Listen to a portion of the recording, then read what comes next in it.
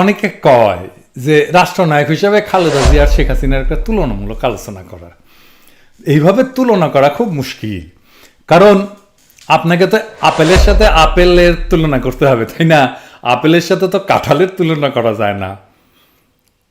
আপনাকে তুলনা করতে হবে এমন একটা সমস্যা সমাধানে দুইজনের সিদ্ধান্ত নেওয়া যে সমস্যাটা একই রকম ছিল দুই সরকারের আমলে। তো আল্লাহর কি কাম, হঠাৎ করে একটা সুযোগ আসছে। ঠিক একইভাবে আপেলের সাথে অ্যাপেলের তুলনা করার আর কি, দুই নেতৃত্বের রাজনৈতিক সিদ্ধান্তের তুলনা করা, দেশ চালানোর তুলনা করা। আলোচনাটা শোনেন, তারপরে সিদ্ধান্ত নিয়ে না আপনি কে কেমন রাষ্ট্রনায়ক ছিলেন।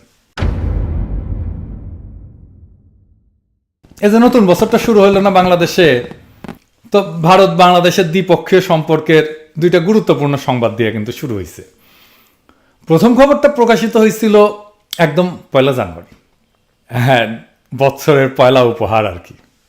এটা কয়া হয়েছে একটা গুরুত্বপূর্ণ খবর। তার আগে জানেনি যে বাংলাদেশে কিন্তু ইন্ডিয়া পাটের পণ্যের উপরে অ্যান্টি ডাম্পিং শুল্ক আরোপ করছে আরো 5 বছর আগে, সেটা আরো 5 বছরের জন্য বৃদ্ধি করছে। 2017 সালের জানুয়ারি মাসে ভারত এই শুল্ক টন প্রতি $272 ধার্য করে। এইবার এটা বাড়াইছে, টন প্রতি $351.72 করা হয়েছে, অর্থাৎ সর্বোচ্চ শুল্ক প্রায় 40% বাড়ানো হয়েছে। দেখেন, আর দ্বিতীয় খবরটাও 1 জানুয়ারিতে প্রকাশিত হয়েছে। এতে কওয়া হয়েছে বাংলাদেশের ভূখণ্ডের উপর দিয়া এখন ইন্ডিয়ান প্রমোত্তরি ভারতের কাশী থেকে ডিব্রুগড় পর্যন্ত যাবে আর কি। তো বাংলাদেশ ভূখণ্ডের ভিতর দিয়ে কতটুকু যাবে? প্রায় 1100 কিলোমিটার আর কি, এই প্রমোত্তরিগুলো। যে দেখেন, একই দিনে কিন্তু খবরটা হয়েছে। এই দুইটা খবরে কাঁঠাল রানীর আমলে বাংলাদেশ ইন্ডিয়া সম্পর্ক কেমন ছিল সেটার একটা স্পষ্ট চিত্র কিন্তু পাওয়া যায়। একই দিনে ইন্ডিয়া বাংলাদেশের কাছ থেকে আমাদের ভূখণ্ডের উপর দিয়ে চলাচলের বন্দোবস্ত আদায় করে নিছে, এবং অন্যদিকে একই দিনে বাংলাদেশের উপর চাপাই দিছে একটা অত্যন্ত অন্যায্য শুল্কের ভার। শুল্কটা আবার দিতে হবে কিন্তু ইন্ডিয়ান মুদ্রায়, বুঝছা, রুপিতে। তো মোট কথা, হাসিনার আমলে ইন্ডিয়ার সাথে বাংলাদেশের সম্পর্ক দাঁড়াইছে এরকম যে ইন্ডিয়া শুধু নিবে আর কিছুই দিবে না, বুঝছাও। আর বাংলাদেশ শুধু ইন্ডিয়ারে ভালোবেসেই যাবে। আর বাংলাদেশের একটা অথর্ব একটা বাণিজ্য মন্ত্রী আছে না, মোটা, টিপু মুন্সি। ওই টিপু মুন্সি ডিসেম্বরে দিল্লি গেছিল আর কি। ওইখানে দিল্লি থেকে ফিরে এসে কি কইছিল জানেন? কইছিল যে ভারত সরকারকে সে অনুরোধ করে আসছে পাটজাত পণ্যের উপরে যে অ্যান্টি ডাম্পিং শুল্কের মেয়াদ যেন না বাড়ায়। হে বালশুন, এটা কি অনুরোধ করার বিষয় নাকি? অনুরোধ করার জন্য মন্ত্রী হচ্ছে তুমি? গার্মেন্টস করে কাঁচা পয়সা বানাইছিলে কিছু, ভাবছো মন্ত্রিত্ব করতে পারবে একটা দেশের? হস মন্ত্রী, কিন্তু হাসিনার আর সব কটা মন্ত্রীর মতো তুমি একটা বালশুন। যাই হোক, ইন্ডিয়া তো মুন্সির এই অনুরোধের কোনো রকম দাম দেয়নি আর কি। উল্টা মুন্সি ফিরে আসার পরপরই এই অ্যান্টি ডাম্পিং শুল্কের মেয়াদ বাড়াই দিয়া এই হাসিনা সরকারকে, কাঁঠাল রানীকে হ্যাপি নিউ ইয়ার জানাইছে। আচ্ছা, অ্যান্টি ডাম্পিং কি? ও তো ভুলে গেছি, এটা আগে কইলে ভালো হতো। আচ্ছা ঠিক আছে, কয়ানি। ইন্টারেস্টিং জিনিস। এই বিষয়টা কি, এটা বোঝার জন্য, দেশ চালানোর জন্য, দেশের স্বার্থ রক্ষার জন্য খুবই জরুরি একটা বিষয়। তো বুঝানি, মানে চালচালা হেয়া বুঝে যাবেন আর কি। মানে বিশ্ব বাণিজ্য সংস্থা আছে যে WTO, তারা অ্যান্টি ডাম্পিং বিষয়টাকে এইভাবে ব্যাখ্যা করছে যে একটা কোম্পানি যদি কোনো একটা পণ্য তার দেশের বাজারে যে দামে বেচে আর কি, তার চাইতে কম দামে যদি রপ্তানি বাজারে বিক্রি করে, তাহলে বলা যায় ওই কোম্পানিটা রপ্তানি বাজারে পণ্যটা ডাম্প করছে, বুঝছাও। তো এরকম একটা যদি পরিস্থিতি হয়, তাহলে যেই দেশে পণ্যটা গেল আর কি, যে রপ্তানি কইরা, মানে যারা আমদানি করলো, তারা ওই পণ্যের উপরে অ্যান্টি ডাম্পিং ডিউটি বা শুল্ক চাপাইতে পারে। কারণ হচ্ছে যে কোম্পানিগুলো করে কি, বাজার দখল করার জন্য অনেক সময় কোনো দেশে অনেক কম দামে মাল সামাল পাঠায় দেয় আর কি। তো এটা করলে তো যে দেশ আমদানি করবে তারা তো বিপদে পড়ে, কারণ তার এখানে স্থানীয় উৎপাদক আছে। তো ওইখানে তো একটা আনফেয়ার কম্পিটিশন হয়, অন্যায্য একটা কম্পিটিশন, বেইনসাফি হয় ওই দেশের স্থানীয় উৎপাদকের সঙ্গে।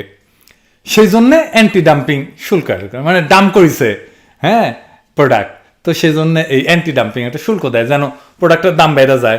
দাম বেড়ে গেলে তখন এটা প্রতিযোগিতামূলক হবে। বুঝতে সমস্যা হচ্ছে? আচ্ছা, আরো ভালো করে এটা বুঝাই দিই আর কি। ধরেন চীন আমেরিকার কিছু কম্পিউটার পাঠাইলো কম দামে আর কি, রপ্তানি করলো। তো আমেরিকা হিসাব নিকাশ করে চীনকে কইলো যে হামগের কাছে যে দামে কম্পিউটারটা বিক্রি করছো তুমি তো নিজের বাজারে তার চাইতে বেশি দামে বিক্রি করো, হাঙ্কেরে কেন তুমি কম দামে বিক্রি করলা? তো তার মানে তুমি এই কম্পিউটারটা আমার দেশে দাম করছো, তাই না?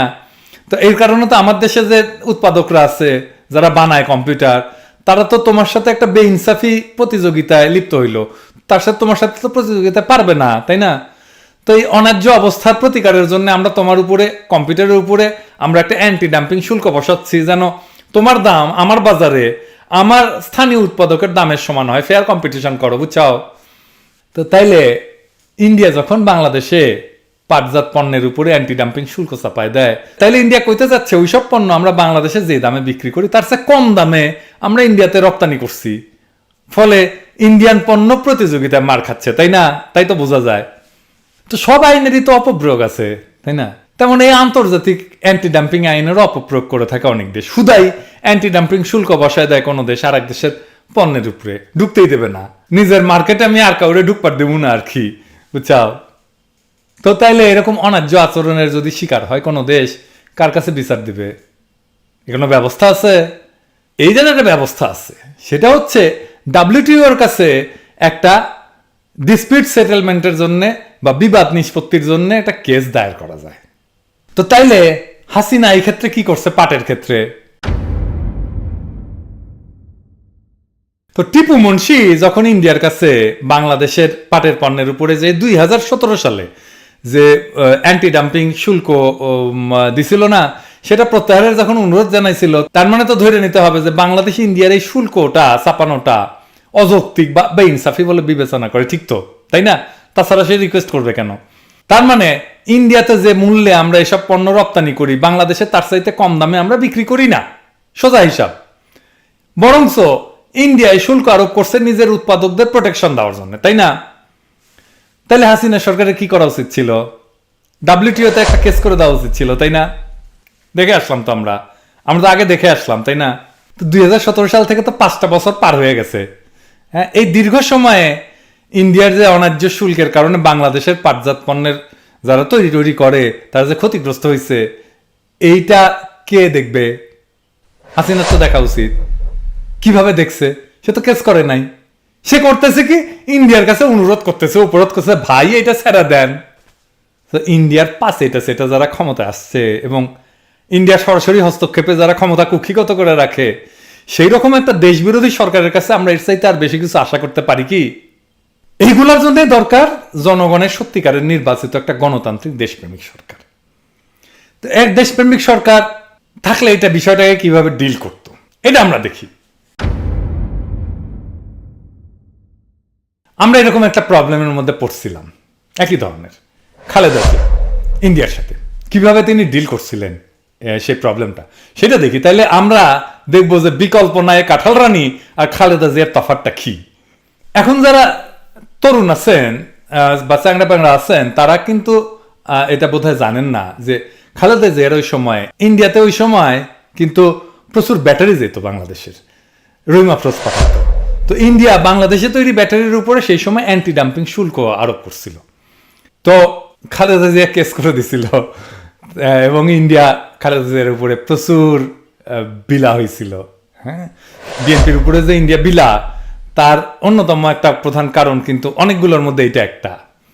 তো এইটার মূল্য কিন্তু খালেদা জিয়া এখনো দিচ্ছেন, তার পরিবার দিচ্ছে, তার দল দিচ্ছে। তাই এই ঘটনাটা আমাদের বিশদভাবে জানা দরকার, তাই না? আসেন আমরা একটু দেখি।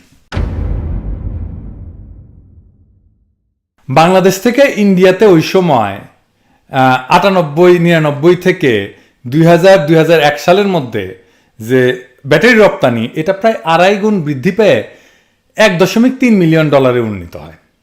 অনেক বাড়ছে, কিন্তু ওই অর্থে ভারতে বাংলাদেশের যে মোট রপ্তানি, সেইটার 1000 ভাগের 2 ভাগও না, কিন্তু এটা বাংলাদেশের এই সামান্য রপ্তানির উপরে ভারত 2001 সালে অ্যান্টি ডাম্পিং শুল্ক আরোপ করে।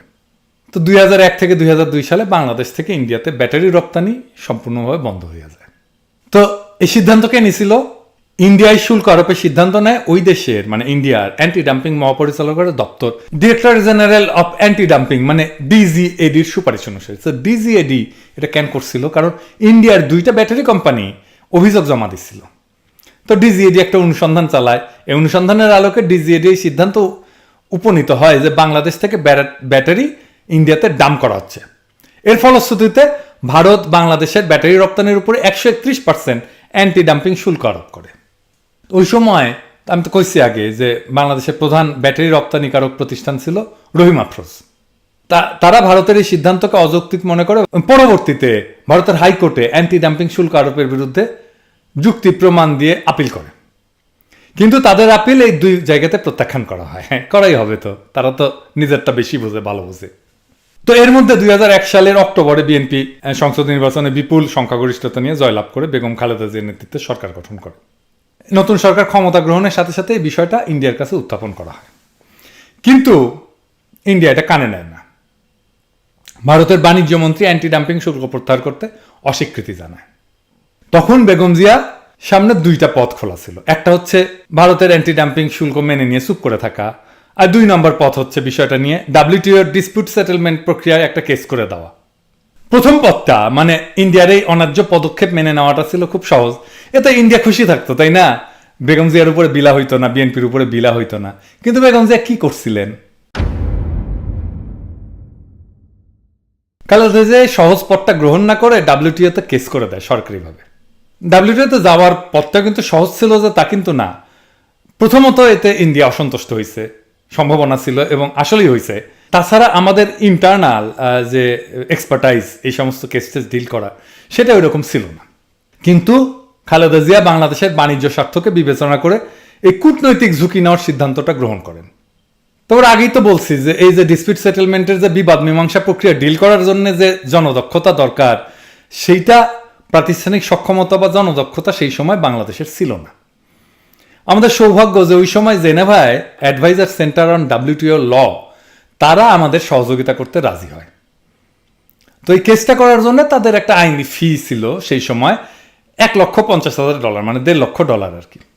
মানে সেই সময়ের হিসাবে এইটা 75 লাখ টাকার মতো আমার হিসাবে হবে আর কি, যদি আমার হিসাব ভুল না হয়ে থাকে। ওই সময় এক্সচেঞ্জ রেট যা ছিল। কিন্তু খালেদা জিয়া পার্সোনালি রিকোয়েস্ট করেন অ্যাডভাইস সেন্টারকে যে যেন এটা কম খরচায় করে দেওয়া হয়।